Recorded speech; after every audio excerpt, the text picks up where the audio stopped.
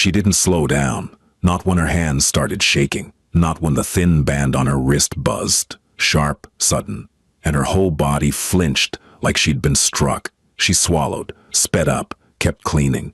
The Mafia boss watched her from the doorway. He noticed she never stopped moving, not once.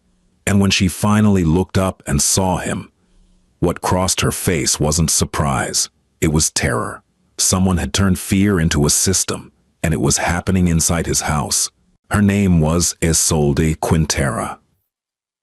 She was 31 years old, originally from a small town south of Puebla, Mexico, and she had been working inside the Voss estate for just over 4 months.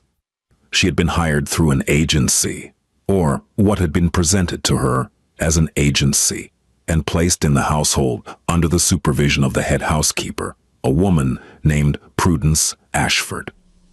Isolde had arrived with a single suitcase, a laminated work permit that she kept folded in the zippered pocket of her bag, and a quiet determination to send money home every 2 weeks to her mother, who was caring for Isolde's 7-year-old daughter. She had no car, no friends nearby, no phone plan that allowed international calls longer than 3 minutes. The estate was located 40 minutes outside of the nearest town, at the end of a private road lined with old-growth oaks. It sat on 12 acres of manicured land, surrounded by a stone wall and a security perimeter that Isolde had been told was for the family's privacy. She understood what that meant. She had known from the beginning that the man who owned the house was not a businessman in the way that word was normally used.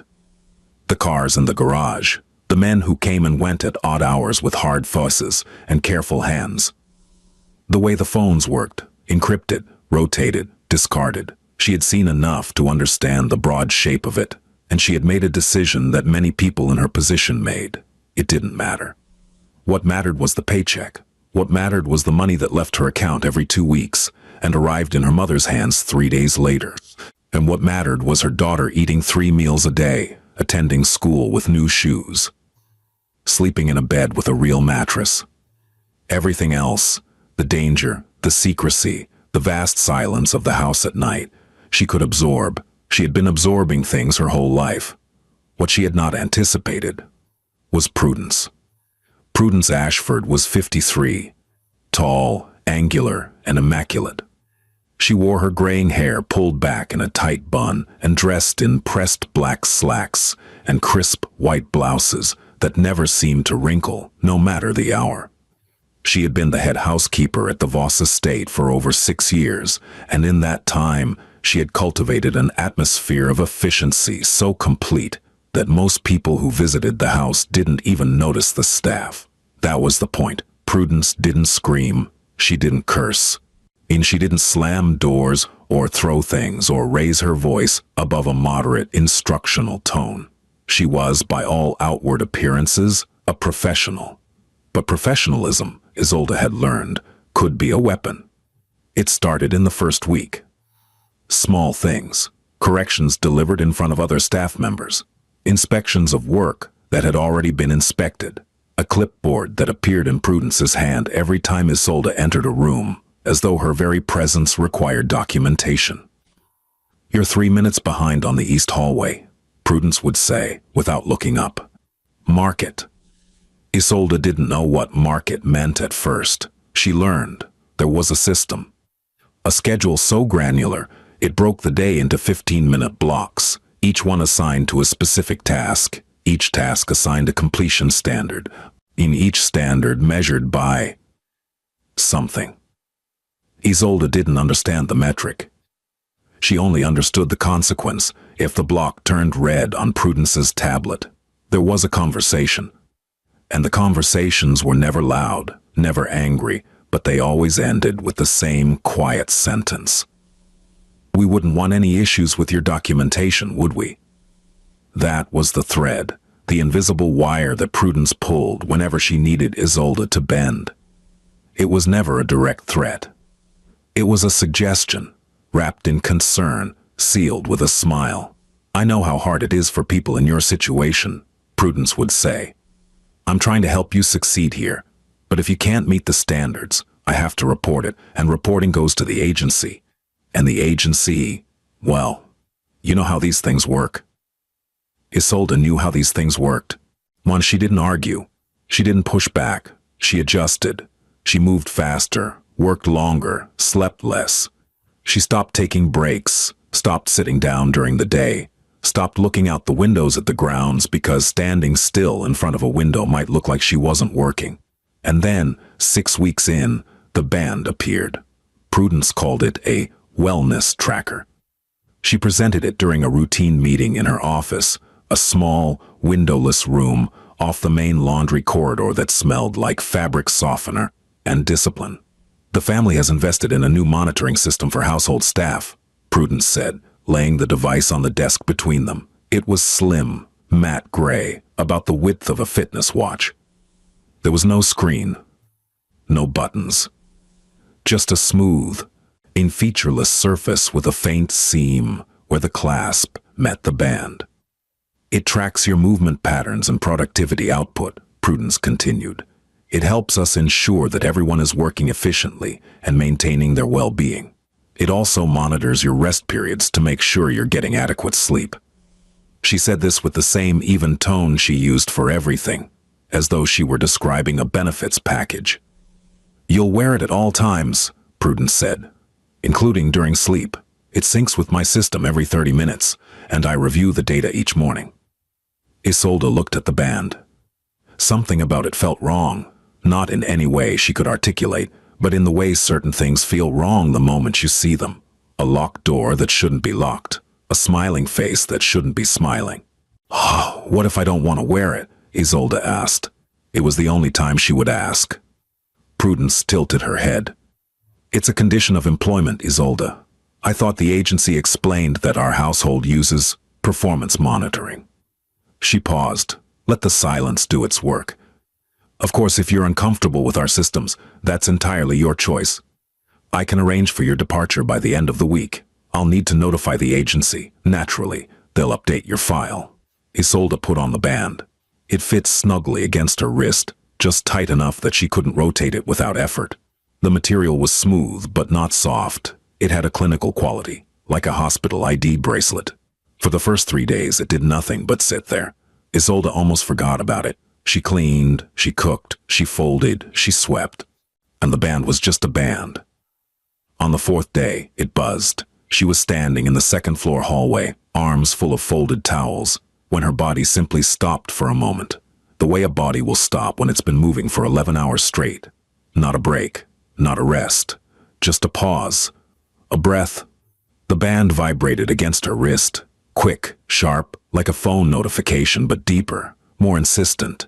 She startled, nearly dropping the towels. Then she moved. She didn't think about it, didn't analyze it. Her body simply responded to the stimulus the way any body would if stillness had been paired, suddenly and without warning, with a physical sensation that said wrong.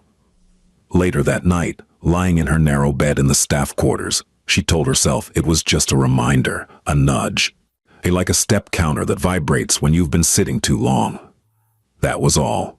On the 7th day, it shocked her. She was in the kitchen, refilling the supply closet. She had stopped to read the label on a cleaning product. 5 seconds, maybe 6.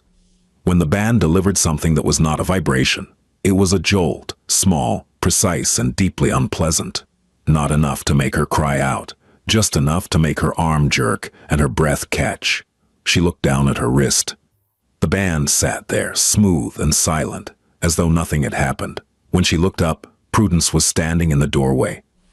If it buzzes, Prudence said calmly, that means you stopped. Keep moving and it won't bother you. Simple. She turned and walked away. That night, Isolde tried to take the band off. The clasp didn't respond to her fingers. And there was no visible latch, no release mechanism. She tried sliding it over her hand. The fit was too tight. She tried using a butter knife to pry the seam. The material didn't budge. She stared at it for a long time. Then she went to sleep. Because her shift started at 5, and the band would know if she didn't get up on time. Within 2 weeks, the band had rewired her, not her thoughts. Those remained her own, as sharp and desperate and exhausted as ever. But her body had been retrained. It had learned a new set of rules, and it followed them with a loyalty that bordered on betrayal. Rule 1, never stop moving, not for a breath, not for a thought, not for a cramp, not for a prayer. Movement was safety. Stillness was pain. Rule 2, never pause at a window, a mirror, or a doorway. And the band seemed to differentiate between productive movement and idle standing. Looking at something, really looking, registered as a stop. Rule 3, never slow down. The band appeared to have a baseline pace. Falling below it triggered the warning buzz. Falling further triggered the shock. The threshold was not generous. Isolde adapted because that was what she had always done. She learned to fold sheets while walking, to carry supplies with both arms so she never had to make 2 trips, to clean baseboards from a squat that allowed her legs to keep shifting, keep moving, keep the band satisfied. She stopped eating lunch. There was a designated break period, 30 minutes at noon, but the band buzzed halfway through every time, and after 2 shocks during meals, her body simply refused to sit at the table. She ate standing up, while I'm in the laundry room, spooning rice from a container, while her feet shuffled in small circles on the tile floor. She slept in intervals. The night mode that Prudence had mentioned tracked her movements even during rest, and if Isolde lay too still for too long, not asleep, but motionless, the band would issue a low, persistent vibration that dragged her back to awareness. She began sleeping in a light, anxious trance, never fully unconscious, never fully at rest. Her body twitched in the dark, her wrist tingled even when the band was silent, as though the anticipation of pain had become its own sensation. She began having nightmares, not the kind with monsters or falling, but the kind that were worse because they were ordinary. She would dream she was sleeping peacefully, deeply, her body loose and warm and still. And then the buzz would come, and she would wake up already moving, already on her feet, already walking toward the door before her eyes were fully open. The worst part was the gratitude. On the days when the shocks didn't come, when she moved fast enough, steadily enough, obediently enough to stay ahead of the system, she felt grateful, actually grateful, as though the absence of punishment was a gift, as though a day without pain was something she had earned, rather than something she was owed. She recognized, somewhere in the back of her mind, that this was wrong, that the gratitude was a symptom, not a feeling, that the system had taught her to be thankful for the same thing every human being is born with, the right to exist without being hurt. But recognition and resistance are different things, eh? And you can know the cage is a cage and still not have the key. She thought about her daughter constantly, about the phone calls she was allowed to make once a week, 3 minutes each, from the hallway phone where Prudence could hear every word. She had learned to keep those calls light, cheerful, full of the kind of easy lies that parents tell children to protect them from truths they're too young to carry. Mama's fine, mija. Mama's working hard. Mama will send money next week. She never told her daughter about the band.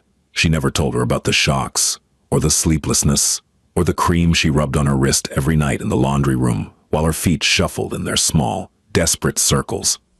Some truths are too heavy, even for the person carrying them. Giving them to a 7-year-old was unthinkable. And through all of it, the world above her continued as though nothing was wrong. The house was clean. The meals were prepared. The staff appeared efficient and content.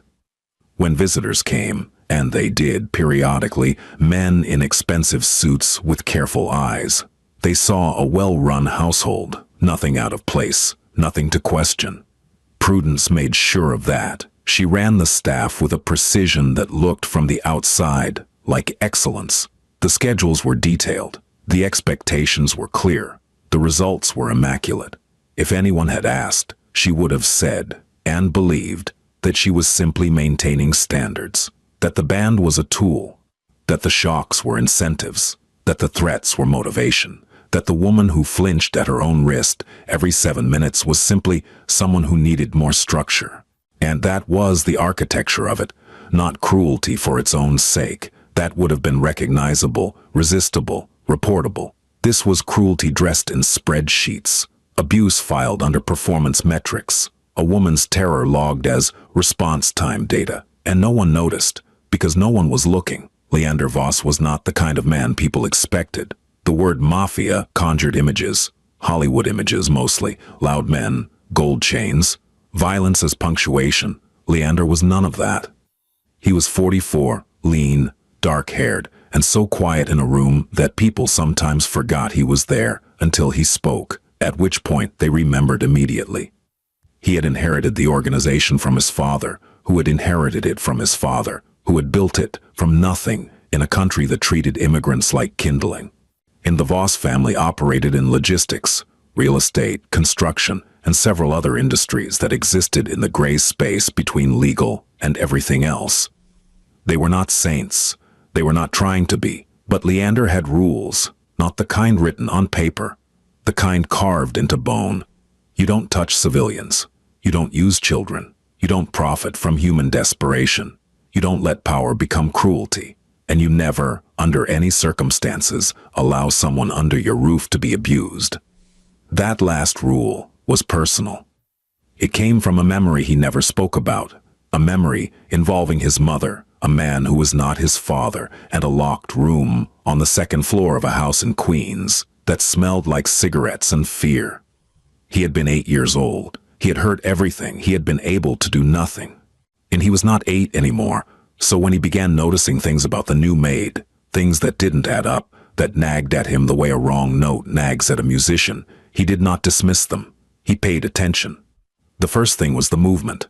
Isolde moved through the house like someone who was being chased by something invisible, not hurried in the way that busy people are hurried, purposeful, directed, efficient. This was different. This was compulsive, frantic, the kind of movement that comes not from having too much to do, but from believing that stopping will trigger something terrible. He noticed it in the way she turned corners, fast, always fast, like the hallway behind her might close, in the way she carried stacks of linens that were too heavy for her frame, rather than making 2 trips, and in the way her eyes darted to her wrist every few minutes with an expression that was not checking the time. The second thing was the flinch. He was walking through the East Wing one afternoon when he heard a faint buzz, barely audible, like a phone on vibrate at the bottom of a bag. He turned the corner and saw Isolde standing near a window. Or rather, she had been standing near a window. In the half-second it took him to appear, she was already moving, already in motion, as though the buzz had injected adrenaline directly into her bloodstream. She hadn't seen him. She hadn't heard him. The buzz had been the only trigger, and her body had responded before her mind had time to process. He watched her disappear down the hall, arms full of nothing, walking somewhere with purpose that didn't exist. The third thing was the wrist, and he saw it at dinner one evening. Not a formal dinner, just a quiet meal. He took alone in the kitchen because the dining room felt too large for one person. Isolde was clearing plates from the counter, and as she reached for a glass, her sleeve rode up just enough for him to see the skin beneath the band. It was red, not sunburned red, irritated red. The kind of redness that comes from sustained contact with something that shouldn't be there. Chafing, pressure, or something worse. There was a thin line of darker discoloration directly beneath the band, as though the device had been pressing into her skin long enough to leave a mark that went deeper than the surface. She caught him looking and pulled her sleeve down so fast it was like watching someone slam a door. "It's nothing," she said before he'd asked. I didn't say anything," he replied. "It's a wellness tracker. The housekeeper gave it to all of us. It helps with scheduling." She said this in the flat, rehearsed cadence of someone who had practiced the explanation so many times it had become automatic. A verbal reflex, a lie that had been repeated enough to lose its edges. "It monitors my steps and sleep quality," she added. "It's very helpful." She was smiling. The smile didn't reach her eyes. It didn't even reach her cheeks. It sat on her mouth like a mask that had been placed there by someone else. "Does it bother your skin?" he asked. No, sir. You're sure? I'm sure, sir. Thank you. She left the room faster than she'd entered it, and the faint buzz from her wrist trailed behind her like a leash made of sound. Leander didn't ask anyone about the band. Not yet. He was a patient man. Patience was what separated him from the men who came before him, the ones who acted on impulse and ended up in concrete or courtrooms. He understood that information gathered too quickly was often information gathered wrong. Instead, he watched. Over the next several days, he adjusted his routine so that his path through the house intersected with Isolde's more frequently. He took his coffee in the east wing instead of the study. He walked the second floor in the early morning instead of going straight to the gym.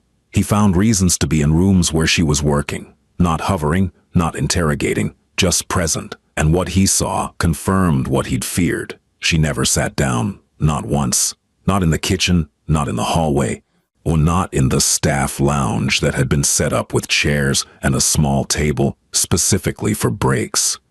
He saw other staff members, the cook, the groundskeeper, the part-time cleaner who came 3 days a week, sitting, resting, talking, eating, normal human behavior. Isolde was never among them. She ate standing up, always in motion, always in a room where she couldn't be seen from the main hall.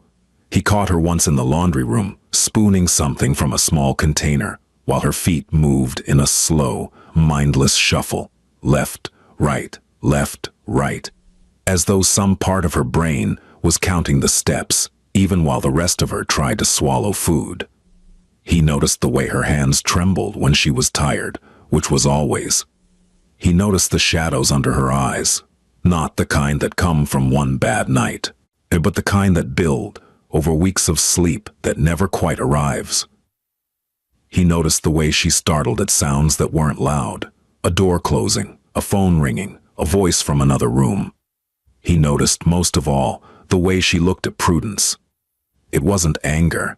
It wasn't resentment. It was the look of an animal that has learned which human controls the food and the fence. Attentive, anticipatory.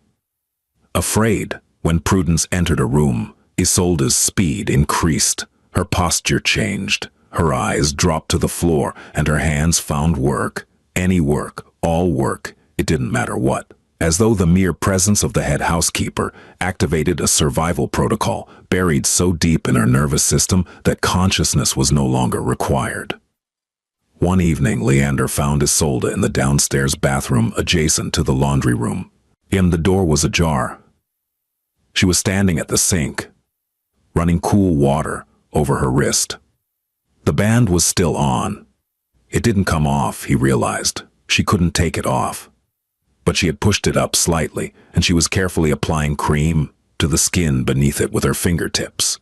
The skin was raw, not cut, not bleeding, but raw in the way that skin becomes when it has been subjected to repeated irritation, friction, heat, or electrical contact. There were tiny raised bumps where the metal contacts on the underside of the band met her skin, and the tissue around them was inflamed and tender. She was applying the cream with the careful, practiced efficiency of someone who had done this many times. There was no frustration in her movements, no anger, just maintenance, on the way you might patch a tire or tape a crack in a wall, not because you expected it to hold, but because the alternative was worse. She looked up, saw him in the doorway.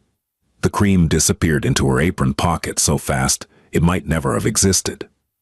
"Sorry, sir. I'll go back to work." "Isolde." "Yes, sir." "When was your last day off?" She blinked. The question clearly confused her, as though the concept had been filed away in a drawer she'd forgotten how to open. I have my rest periods, sir. The schedule is very fair." "That's not what I asked." "I'm fine, sir, really. Prudence has been very good to me."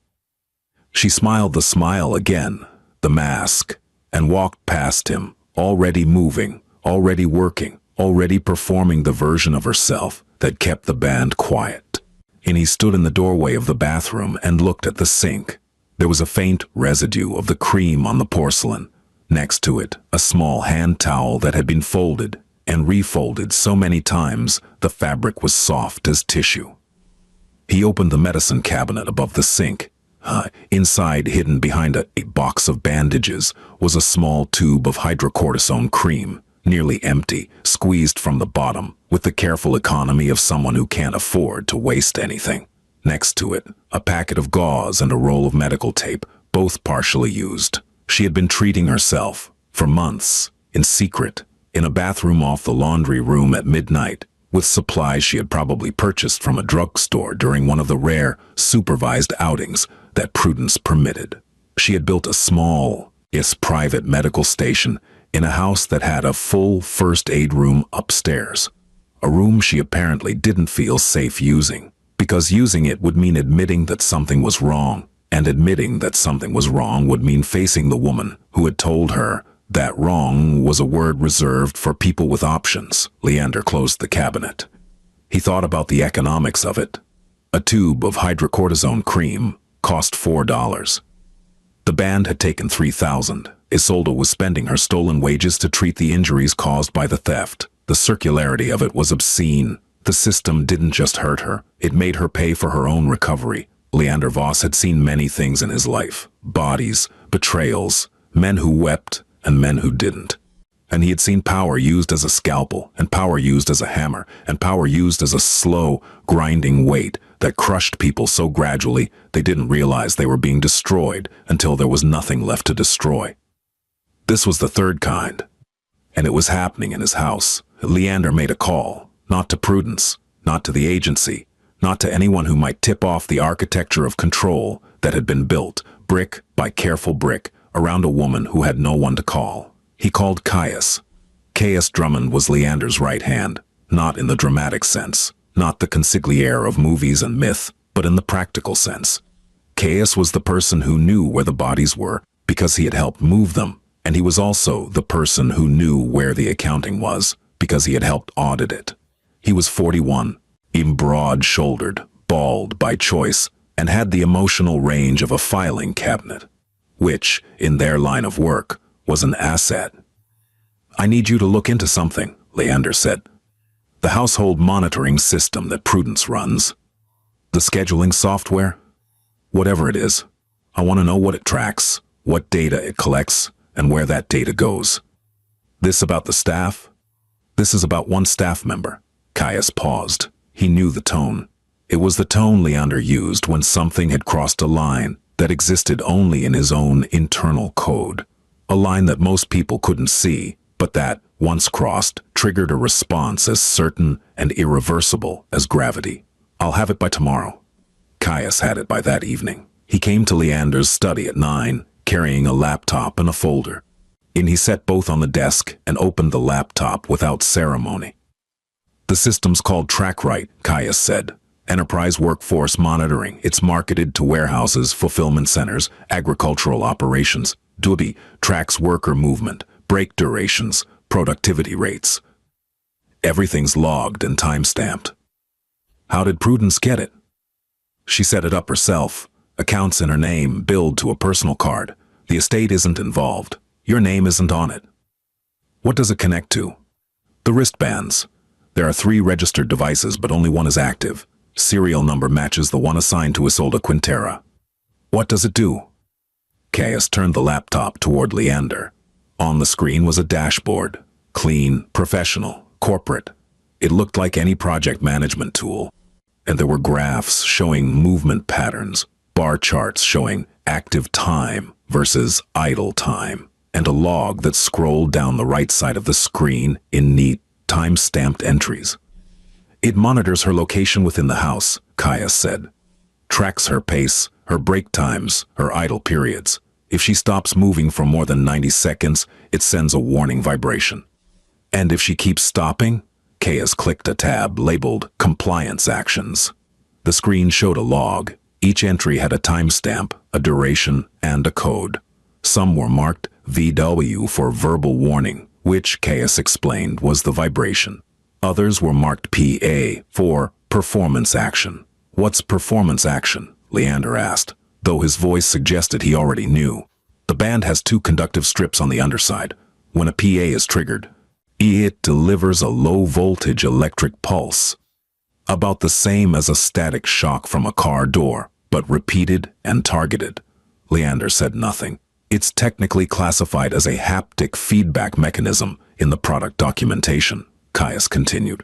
The company that makes it went through 3 lawsuits and rebranded twice. They're based in Delaware. The product's not illegal. There's no law specifically prohibiting it, but it's been banned by 2 state labor boards and flagged by 3 human rights organizations. How often has it shocked her? Caius scrolled through the log. In the last 30 days, there have been 147 vibration warnings and 31 electrical pulses. The pulses cluster in the evening hours, between 9 p.m. and midnight. Night mode, Leander said. Caius looked at him. Thane, you know about that? Not yet. Keep going. Night mode is a setting that increases sensitivity during designated rest periods. The threshold for idle time drops from 90 seconds to 45. The rationale, according to the product manual, is to discourage extended, non-productive rest periods during overnight shifts. She's not on an overnight shift, she's sleeping. The system doesn't differentiate. Leander stared at the screen. The data was clean, organized, professional. It looked like a performance review, not a record of abuse. And that, he understood, was the entire point. The system had been designed, deliberately, carefully, commercially, to make cruelty look like management. What about the threats? Leander asked. Oh, what threats? Prudence has been threatening to report Isolde to immigration. Caius's expression didn't change, but his jaw tightened. Isolde's work permit is legitimate. I verified it when she was hired. She's documented. Her status is current. Prudence told her otherwise. If she did, she lied. Isolde's paperwork is clean. Leander closed the laptop gently. The motion was careful, controlled, the way a man handles something when what he really wants to do is put his fist through it. One more thing, Caius said. He opened the folder and placed a printed spreadsheet on the desk. Prudence has been docking Isolde's pay. Every time a PA is triggered, Prudence deducts $50 from her paycheck. She's logged it as performance adjustment. In the last 4 months, she's taken over $3,000. The room was quiet. She's been stealing from her, Leander said, and using fear to make sure she never asks for it back. Leander stood up. He walked to the window and looked out at the grounds. The lawn was immaculate. The gardens were trimmed. The stone walls stood solid and silent in the dark. His house, his property, his responsibility. A woman had been tortured under his roof. Not with fists, not with weapons, but with a system so clean and so quiet that it had operated for months without anyone noticing.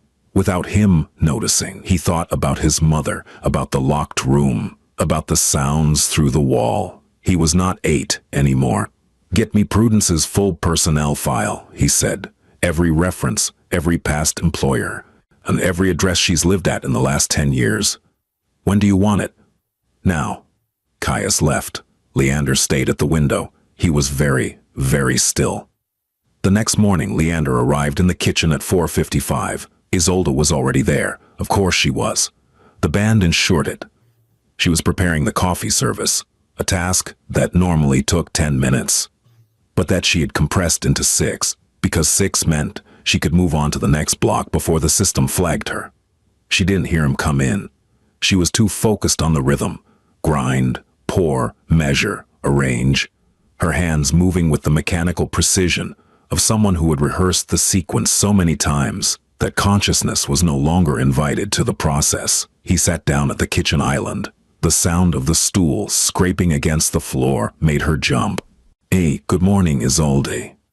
Good morning, sir. Her voice was steady. Her hands were not. He watched her work. He said nothing for a long time. The silence was not aggressive. It was patient. The silence of someone who is making space for a truth that isn't ready to come out yet. Isolde, he said finally, I'd like to ask you something, and I'd like you to answer honestly. She stopped, then started again. Couldn't stop. The band was awake. Yes, sir. Does that band on your wrist hurt you? The question landed in the kitchen like a stone dropped into still water. Isolde's hands paused, just for a moment, just long enough for the fear to register and the reflex to kick in. And then she was moving again, wiping a counter that was already clean. "It's a wellness tracker, sir. It monitors my—" "I know what Prudence told you it is." His voice was quiet, not angry, worse than angry. "I'm asking what it does." Isolde's jaw tightened. Her eyes dropped to the counter. The band buzzed, faint, insistent, demanding, and her feet shuffled, maintaining the minimum pace. "It helps me stay on schedule," she whispered. "Isolde. It buzzes if I stop too long, that's all. It's normal. Lots of places use them." "Does it shock you?" Silence. "Isolde, does that band deliver electric shocks to your wrist?"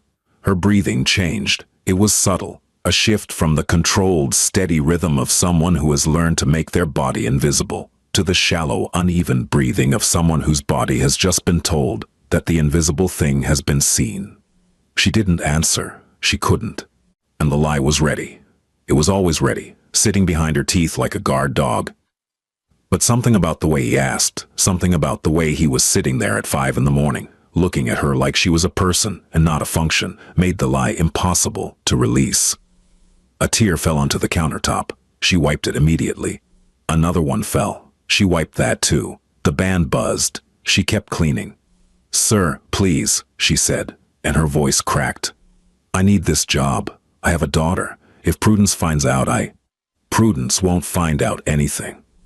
She'll call immigration. She said she would. She said my papers aren't—" "Your papers are fine. Your work permit is legitimate. I verified it myself." Isolde stopped, actually stopped. The band buzzed. She didn't move. It buzzed again, harder. She still didn't move. "My papers are real," she whispered. "They've always been real." Something broke, not loudly, not dramatically. There was no collapse, no sobbing, no falling to the floor. The break was internal, structural, the quiet failure of a load-bearing wall that had been holding up a building, made entirely of fear.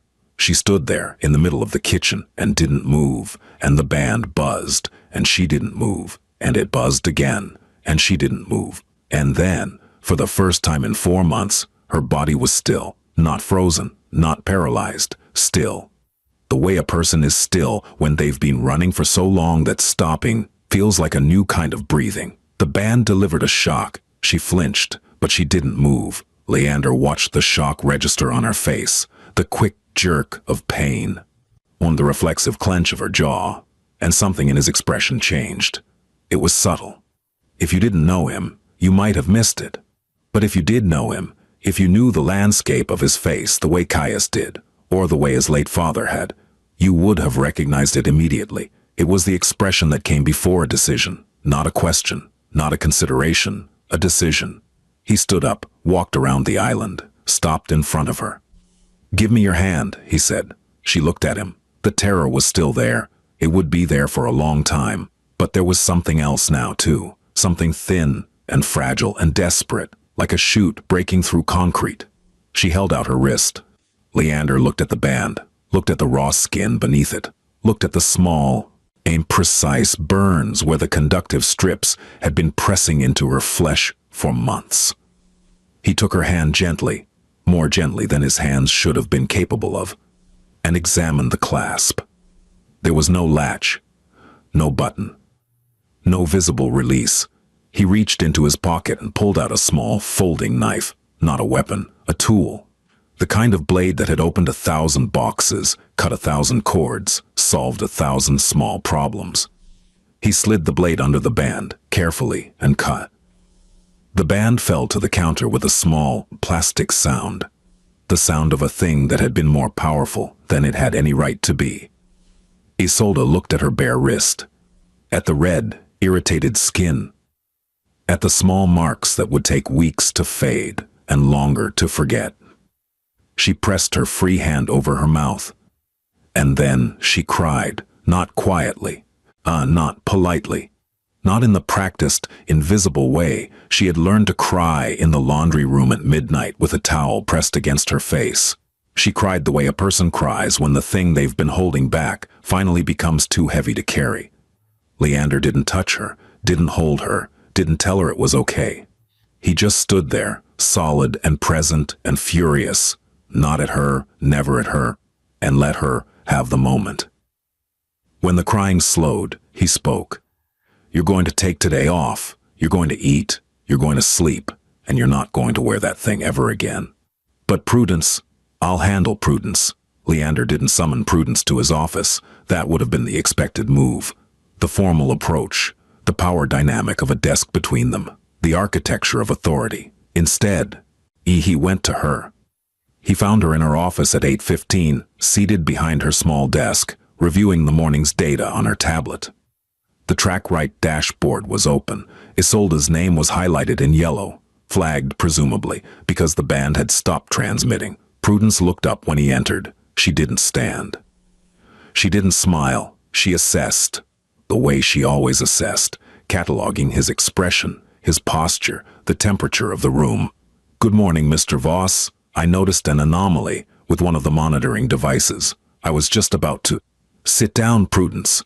She was already sitting, but the instruction reframed the dynamic so completely that she straightened, as though the chair had changed shape beneath her. Leander closed the door. He didn't lock it, or he didn't need to. "I removed the band from Isolde's wrist this morning," he said. "I cut it off." Prudence's expression did not change. She was very good at that, at maintaining the mask of professionalism, even when the structure beneath it was shifting. But her hands, resting on the desk, pressed slightly into the surface. "I see," she said. "May I ask why?" "Because it was shocking her." The device provides haptic feedback for— It was shocking her, Prudence, electrically, 31 times in the past month, mostly at night, while she was trying to sleep. The night mode parameters were set within the manufacturer's recommended. You increased the sensitivity during sleeping hours so that normal rest would trigger a punishment response. You turned a human being's sleep into a violation. Prudence opened her mouth, closed it, opened it again. "Mr. Voss, I understand your concern, but I assure you that the system is designed to optimize productivity. The literature clearly states—" "Prudence." His voice had not risen. It had not sharpened. If anything, it had gone lower, quieter, which was worse. "I'm not interested in the literature. I'm interested in the fact that a woman in my house has been tortured for 4 months, and you logged it as performance data. Tortured is a very strong. You shocked her when she stopped moving. You shocked her when she tried to rest. You docked her pay every time the system registered what you called a failure. You stole over $3,000 from her wages, and you kept her compliant by telling her, falsely, that her immigration status was at risk." Prudence's face went through a series of rapid adjustments. Surprise, calculation, indignation. And then, finally, the expression she settled on. Righteousness. "I was managing a difficult employee," she said. "The standards in this house are extremely high, and some people need more structured guidance than others. The agency placed her here with the understanding that—" "There is no agency." Prudence stopped. "I had your records checked," Leander continued. "The placement agency you used is a shell company. You set it up yourself 18 months ago. You've been recruiting workers directly, specifically immigrants, specifically women, specifically people who are isolated and vulnerable, and placing them in positions where you control their housing, their pay, their schedules, and their ability to leave." The color left Prudence's face, not all at once. It drained slowly, unlike water from a cracked vessel. "Isolde isn't the first, is she?" Silence. Before her, there was a woman named Yaretsi Solorzano. She lasted 2 months before she quit, or before you made the conditions unbearable enough that she believed quitting was her only option. Before Yolanda, there was Nayeli Tlapaltotl. She lasted 6 weeks. Before Maria— "Those women were underperformers," Prudence said. Her voice had changed. The professional veneer was cracking, and beneath it was something colder, something that had been hiding for a long time. "They couldn't handle the expectations. That's not my fault." You selected them because they couldn't fight back. You targeted people who had no support system, no local contacts, no understanding of their own legal rights. You weaponized their isolation and their fear. And you did it not because you're a monster, Prudence. You did it because you could. She stared at him. Something shifted behind her eyes. Not remorse, not guilt, but the sudden, sickening awareness of someone who has been operating behind a curtain for years and has just realized the curtain is gone. "What are you going to do?" she asked. Leander looked at her for a long time. "You're going to leave this property today," he said. "You will take nothing that doesn't belong to you. You will not contact Isolde. You will not contact any former employee. You will not contact any agency, real or fictional. And if I don't, then I will provide the documentation I've gathered, the device logs, the pay records, the shell company filings, the testimony, to the U.S. Department of Labor, the State Attorney General's office, and the FBI's Human Trafficking Task Force." The word trafficking hit the room like a thrown stone. "That's not," Prudence started. "Forced labor, wage theft, coercive control through fraud and intimidation, exploitation of an individual's immigration fears for economic gain." Leander recited the terms calmly, as though reading from a list. "I've been advised that these charges would qualify under federal trafficking statutes. You might want to verify that with your own counsel." Prudence stood up. Her hands were shaking now, a detail that Leander registered with something that wasn't satisfaction, but wasn't far from it. "You can't do this," she said. "I've been here 6 years. 6 years I've kept this house running. You don't know what it takes to. I know exactly what it takes. And I know what you took from the people who did the actual work." She took a step toward him. Not threatening, desperate.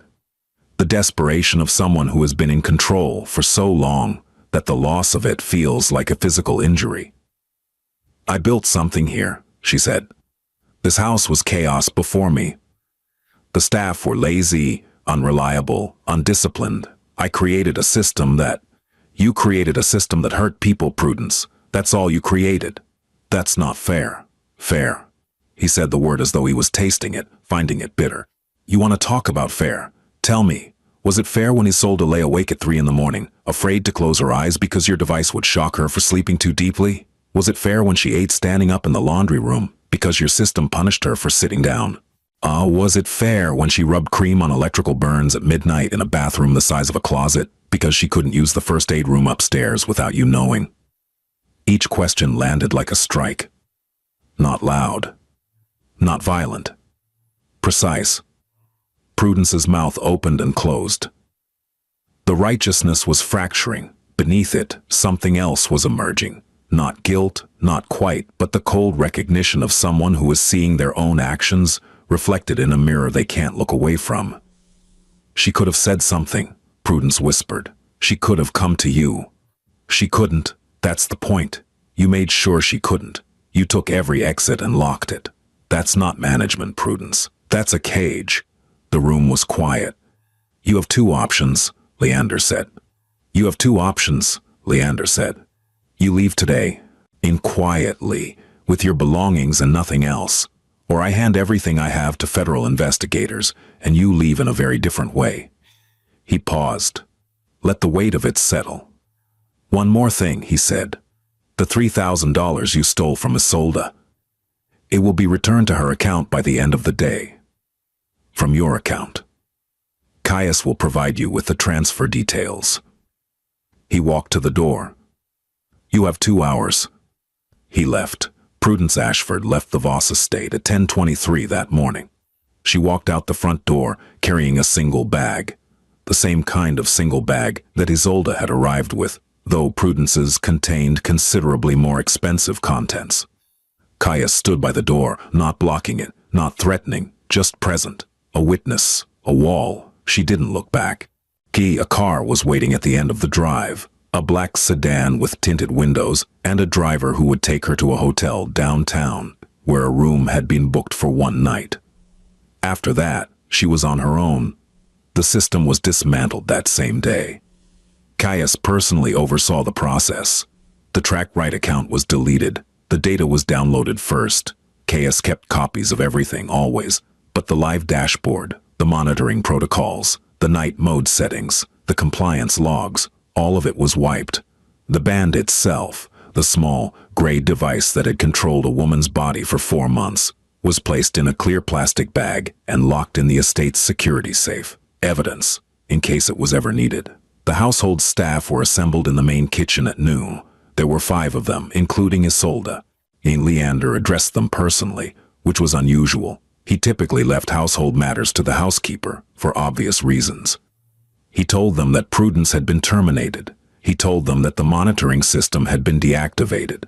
He told them that their schedules would be restructured, that their pay would be reviewed, and that anyone who had experienced anything inappropriate was welcome to speak with him directly, without fear of consequence. He said this in English and then repeated it in Spanish because he spoke both fluently, a fact that surprised some of the staff, though it shouldn't have. His grandmother had been Mexican. The language was as much a part of him as the silence. He did not explain what Prudence had done. That was not his story to tell. But the staff understood. They had eyes, they had ears, and they had noticed things about Isolde that they had filed away under "not my business," because in a house like this, minding your own business was a survival skill. He thanked them. They went back to work. But the air in the house was different, lighter somehow, as though a pressure system that no one had consciously registered had finally broken. Isolde was not at the meeting. Leander had told her to rest, and for the first time in months, she had done so. She slept until 2 in the afternoon. Real sleep. Deep sleep. The kind of sleep that comes when the body finally believes it won't be punished for surrendering. When she woke, the band was gone. Not just from her wrist, from her room, from the house, from the world she could see. She lay in bed for a long time, not because she was tired, because she could. When the money was returned, $3,250 appeared in Isolde's account by 4 p.m., transferred from Prudence's personal funds, as instructed. Caius confirmed the transaction and printed a receipt, which he delivered to Isolde in an envelope with no label. She opened it, looked at the number, and sat down. She sat down. In a chair. Without moving. Without shuffling. Without glancing at her wrist to check if something was about to hurt her. She just sat. And the chair held her.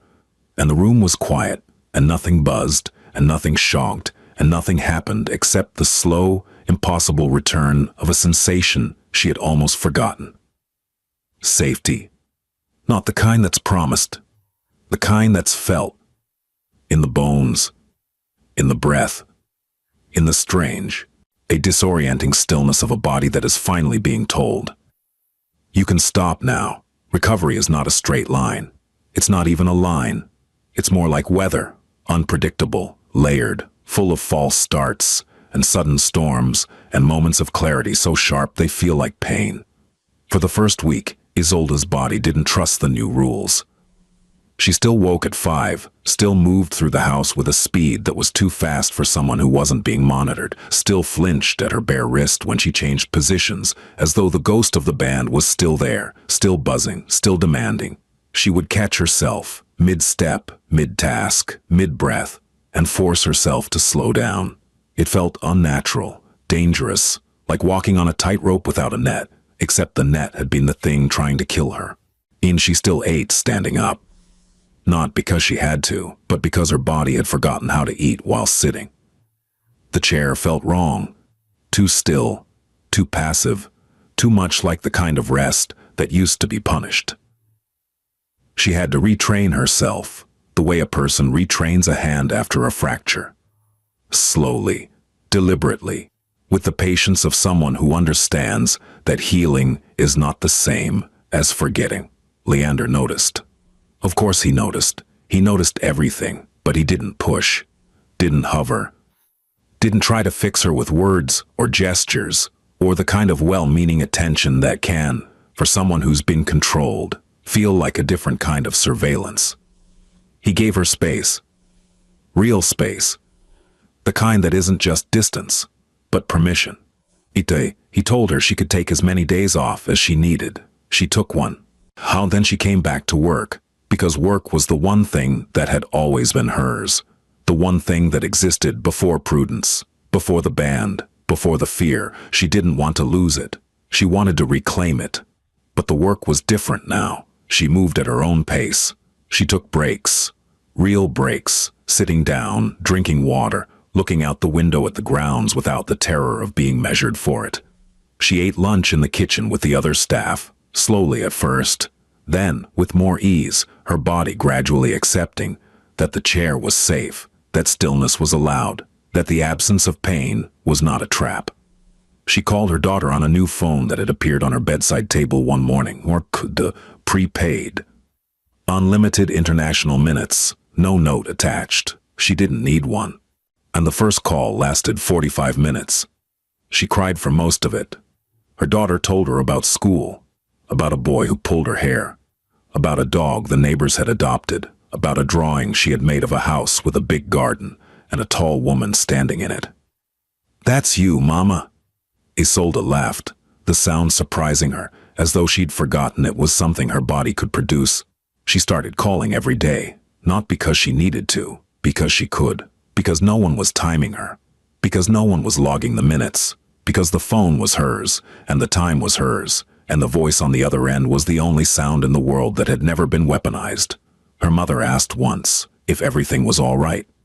Isolde said yes. This time it wasn't a lie. She began to notice things she had stopped seeing. In the way sunlight moved across the kitchen floor in the morning. The smell of the gardens after rain. The texture of the linens she folded, not as a task to be completed before the next block turned red, but as a physical sensation. Cotton. Cool. Soft. She noticed that the other staff members talked to each other, laughed, complained about traffic and weather and television shows, ordinary things.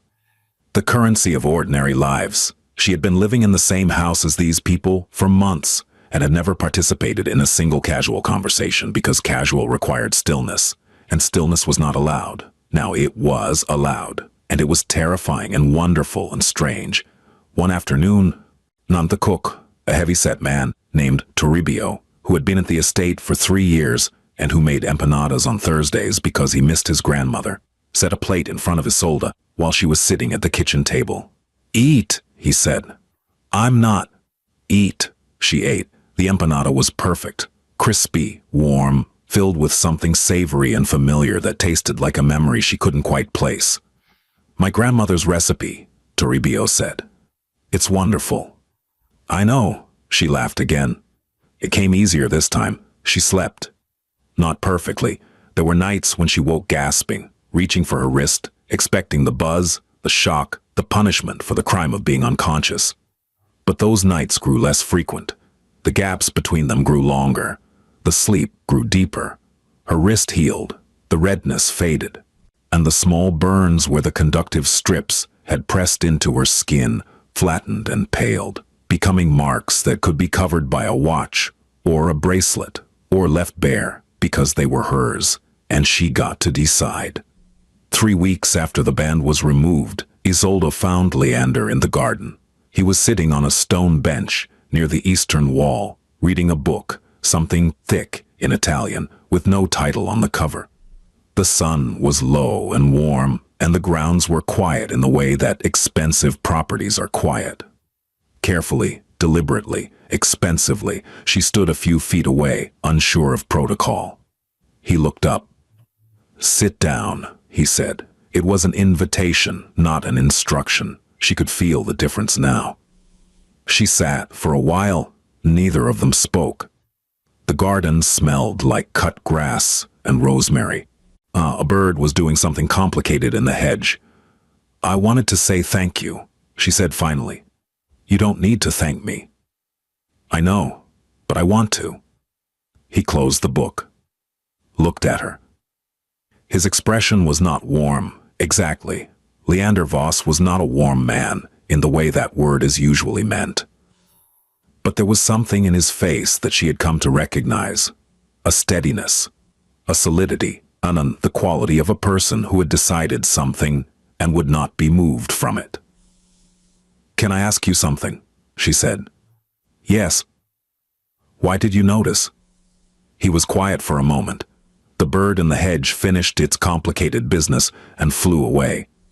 "Because I know what it looks like," he said, "when someone is too afraid to be still." She didn't ask what he meant. She didn't need to. And some understandings don't require explanation. They exist in the shared language of people who have known what it's like to live inside someone else's rules. "Can I tell you something?" she said. "Of course."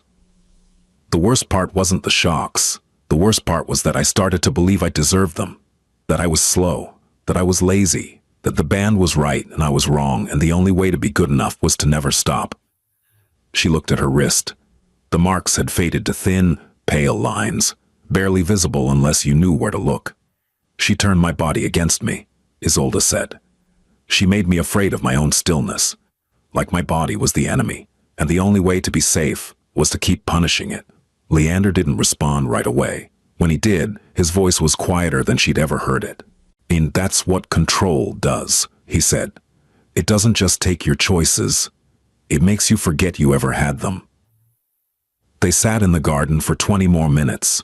Isolde didn't say anything else. She didn't need to. She was sitting, in a garden, with her bare wrist resting on her knee. And nothing buzzed. And nothing shocked. And the only sound was the wind in the trees and the distant hum of a house that was finally, quietly, safe. Months later, Leander would receive a letter from the Department of Labor confirming that an investigation had been opened into Prudence Ashford's activities. The letter was formal, bureaucratic, and bloodless, the kind of document that reduces a woman's suffering to case numbers and statute citations. Caius had provided them with everything: the device logs, the pay records, on the shell company paperwork, the testimony of 3 former employees who had been found, contacted, and assured, in their own languages, by people who understood their fear, that speaking up would not destroy them. Prudence would face charges, not the dramatic kind, not the cinematic perp walk, not the headlines, the quiet kind, the kind that grinds slowly through a system that is, for all its flaws, occasionally capable of recognizing that what happened in that house was not management. It was not discipline. It was not performance optimization. It was a woman, alone, being punished for being still, and a man who noticed, and a band that was finally, permanently silent. Isolde stayed at the estate, not because she had nowhere else to go. Leander had made it clear that she could leave whenever she wanted, in that he would help her relocate, help her find housing, help her with whatever she needed. He offered it plainly, without conditions, without the kind of generosity that expects a receipt. She stayed because the house had become something different, not just a workplace, not a cage, a place where she could be still, where she could sit in a chair and eat a meal and look out a window and feel the absolute, radical luxury of not being watched. She brought her daughter to visit in the fall. A small girl with dark hair and bright eyes who ran through the gardens like they had been built specifically for running, who laughed at the fountain and chased a cat and fell asleep in her mother's arms on the bench by the eastern wall. Isolde held her daughter and did not move. She sat in the garden in the late afternoon sun, one with her child's weight warm against her chest and her bare wrist resting on the arm of the bench, and she was still, not from exhaustion, not from fear, not from the learned helplessness of a body that has been conditioned to associate rest with punishment. She was still because she chose to be, because her body, after everything, had finally learned the most difficult lesson of all. That stillness is not a crime. That rest is not a weakness. That the absence of pain is not a trap. That she was allowed, permitted, entitled, to simply exist in a space without earning it. The sun moved across the garden. The shadows lengthened. The house stood quiet and solid behind them, and somewhere, in a locked safe, in a room that no one entered, a small gray band sat in silence, powered down, disconnected, finished, just a thing. Just a piece of plastic and metal that had once been more powerful than a gun.